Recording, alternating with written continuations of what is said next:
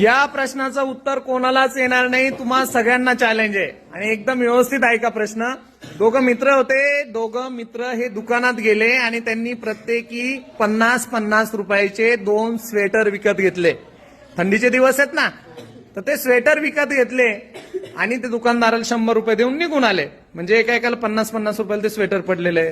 दुकानदाराच्या डोक्यात नंतर विचार आला की बाबा हे दोन्ही गिराईक खूप चांगले होते, खूप शांत स्वभावाचे होते. आपण काय करूयात, या दोघांना 5 रुपये वापस देऊन टाकूयात. किती रुपये वापस देऊन टाकूयात? 5 रुपये वापस देऊन टाकूयात. तर नौकराला बोलवलं, म्हणे अरे ते खूप लांब गेले, तू काय कर, हे 5 रुपये घे आणि त्यांना देऊन ये.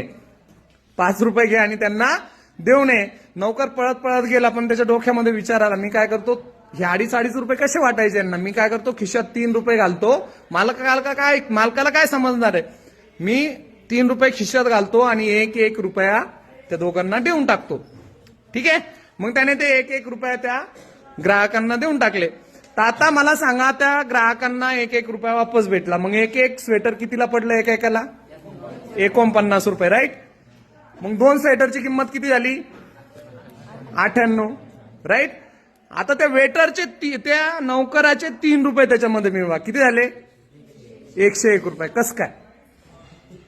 त्यांना तर 49 रुपयाला स्वेटर भेटलं, परत त्याच्यातले ते 98 रुपये आले, आपण त्या नौकराचे 3 रुपये त्याच्यामध्ये टाकले. तर हे कसे शक्य झाले?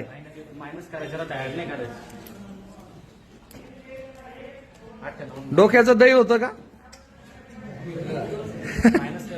कस काय 1 रुपया उरला?